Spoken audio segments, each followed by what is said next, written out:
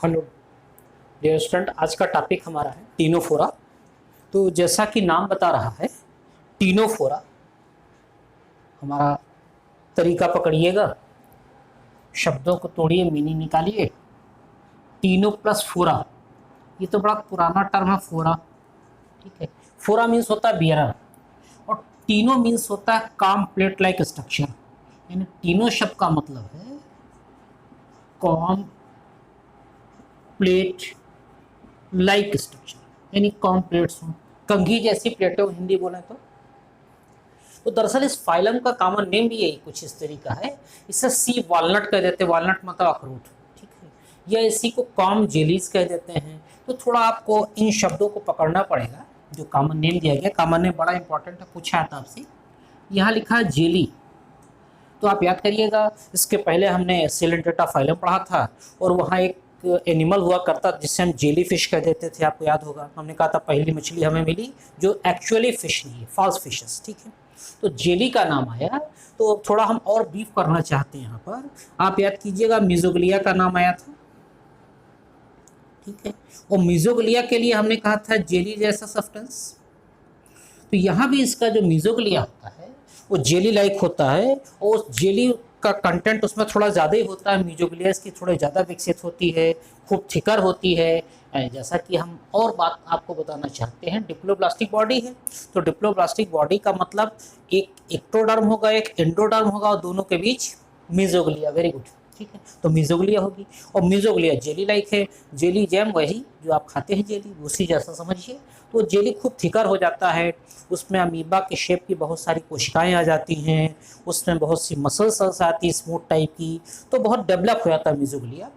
इसलिए बहुत दिनों तक लोग कंफ्यूज करते थे, इसे ट्रिप्लोब्लास्टिक मानते थे। लेकिन सीधी एनसीईआरटी का टर्म है, कंफ्यूजन आपको नहीं होना चाहिए कि बॉडी इसकी डिप्लोब्लास्टिक होती है, ठीक है। तो मिजोग्लिया बहुत डेवलप है, जेली लाइक है, तो इसलिए हमने जेली वर्ड यूज़ किया। अब काम वर्ड यूज़ किया, काम माने कंघी, ठीक है।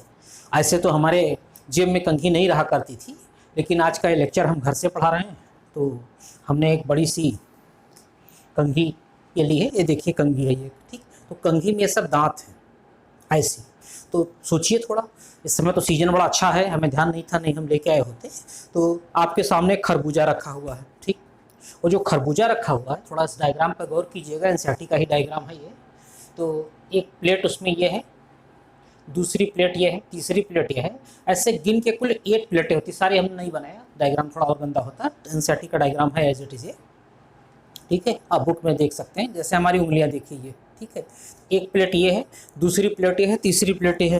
तो ये प्लेट ऐसे है यूँ, यानी इसके बॉडी का शेप ओवल शेप का होगा, थोड़ा सा जैसे खरबूजा पिच का होता है ना ऊपर नीचे से, वही जो लखनऊ खरबूजा बड़ा मशहूर है, ठीक है। उसमें धारियाँ होती हैं, ठीक है। तो धारी देख करके लोग पहचानते हैं खरबूजा अच्छा है कि खराब है, हमें तो थोड़ी कम पहचान है, ठीक है। तो अब आप में से जिनको पहचान होगी वो अच्छा समझ पा रहे होंगे। तो वो ऐसे प्लेटें होती हैं, पट्टियाँ होती हैं, और वो ये कंघी, यानी एक कंघी जैसी पट्टी ये हो गई, दूसरी ये हो गई, तीसरी हो गई, ऐसे 8, एक हो गया, दूसरा हो गया, और ये सब सिलिया है एक रो में, ठीक है। तो जो सिलिया एक रो में वही कॉम्प्लेट है, ठीक है। 18 नंबर होगा। जेली लाइक तो इसे कॉम जेली कह देते हैं। वैसे जैसे वालनट होता, अखरोट होता है, ऐसी इसकी बॉडी होती, समुद्र में देखी जाती है, जैसे सी वालनट कह देते हैं, कॉम जेली कह देते हैं। ये आपको क्लियर हुआ, बड़ी इंपॉर्टेंट बात। यही हम थोड़ा और ब्रीफ कर देते हैं। ब्रीफ ये कर देते हैं कि जो इस पर जो ये प्लेटें होती हैं, कॉम्प्लेट है ये जो सिलिया एक रो में है, इस सिलिया का मदद लोकोमोशन में है, ठीक है। और आपको जान के ताजुब होगा कि एक ऐसा एनिमल है कि जो सबसे बड़े साइज का एनिमल, ठीक है, ये लार्जेस्ट एनिमल है जो कि सिलिया से मूव करता है, ठीक है। हमने लिखा भी है largest moving animal by cilia, ठीक है। इतना बड़ा एनिमल कोई सिलिया से नहीं मूव करता है, ठीक, और अकेले रहता है, कॉलोनी बना करके, ग्रुप बना के नहीं रहता है। तो सॉलिटरी होता है और बॉडी जनरली किसी एक जगह सब्सट्रेटम पे इसकी अटैच होती है। बस सोचिए कि आपके सामने एक खरबूजा रखा है, कोई चपटा वाला लखनऊ खरबूजा, बस वही आपके सामने टीनोफोरा है। चल तो आगे बढ़ते हैं। सी वालनट कह देते हैं, कॉम जेली कह देते हैं। बड़ी इंपॉर्टेंट बात, एक्सक्लूसिवली मेरीन वाटर में लिखा, ठीक है। पूरे एनिमल किंगडम के 11 फाइलम में 3 फाइलम ऐसा है जिसके सारे एनिमल मेरीन वाटर में, ठीक है। थोड़ा हम कंपेयर भी करना चाहते हैं। पोरीफेरा और सिलेंटेटा में mostly marine water, few fresh water कहा गया था। यहाँ कोई एनिमल ऐसा नहीं है कि जिस फ्रेश वाटर में हो, ठीक है, अकेले रहता है, बॉडी सब्स्ट्रेटम से अटैच होती है समुद्र के पानी में तलहटी पे जाकर के, पेलाजिक हमने कहा, ठीक है। तो ध्यान में रखना आपको कि ये अकेले रहता है, ठीक है।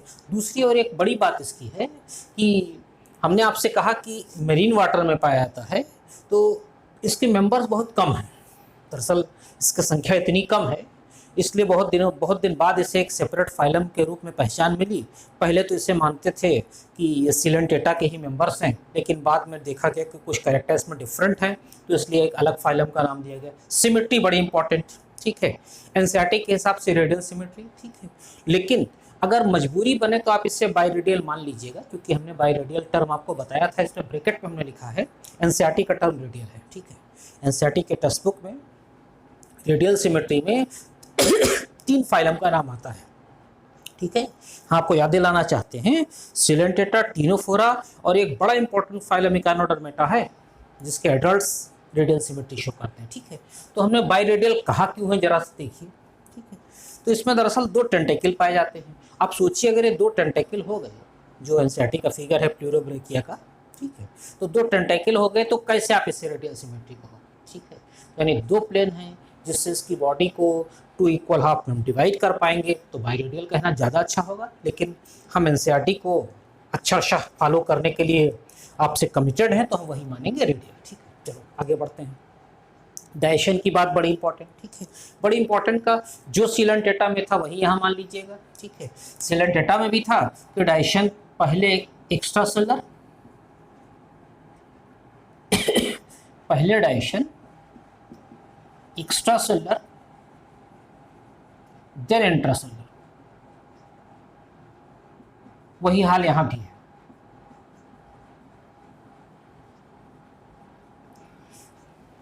बाकी पुरानी बात सिलेंटेटा से मैच करवा रहे हैं, बॉडी वहां भी डिप्लोब्लास्टिक, यहाँ भी डिप्लोब्लास्टिक, टिश्यू लेवल ऑर्गेनाइजेशन वहां भी है, यहाँ भी है।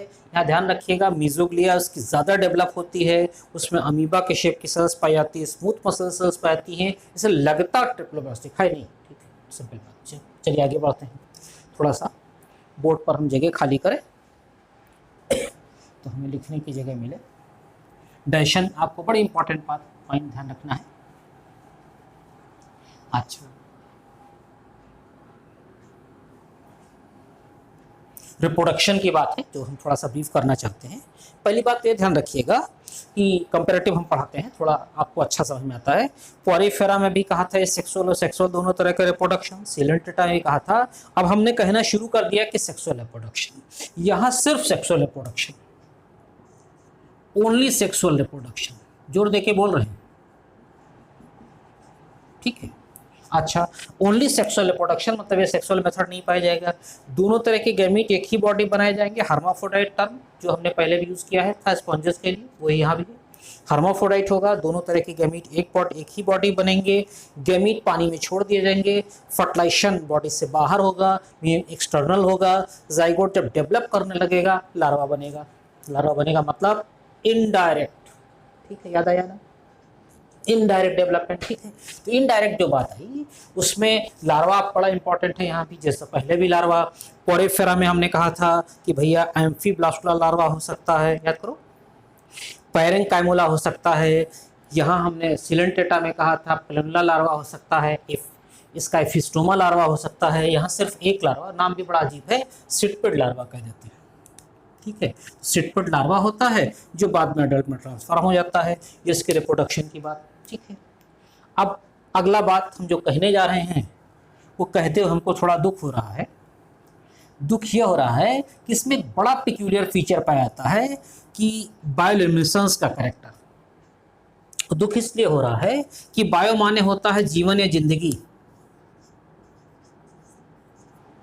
ठीक है, और ल्यूमिनेसेंस माने होता है रोशनी व उजाला।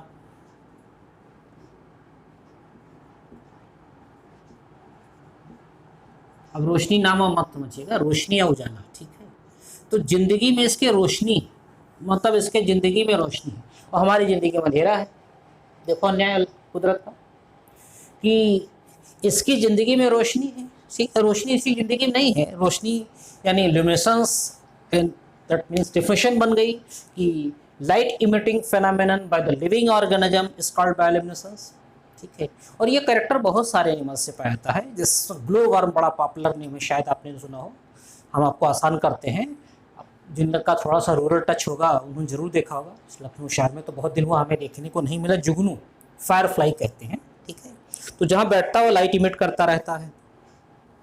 आसान करते हैं, वो कई बार जो डीजे उजे वाले जो उस पर स्टेज पे जो डांसर होते हैं वो टी शर्ट कुछ ऐसी पहने होते हैं, उसमें एलईडी वाली लाइट जला करती है। छोटे छोटे सेल उसमें लगे होते हैं। छोटे बच्चों के भी कपड़े आपने देखा होगा कि उसमें सेल लगा होता है, जैकेट वैकेट होता है, लाइट जला करती है। बस ऐसी बॉडी होती है, यानी उसकी पूरी बॉडी से लाइट इमिट करता रहता है।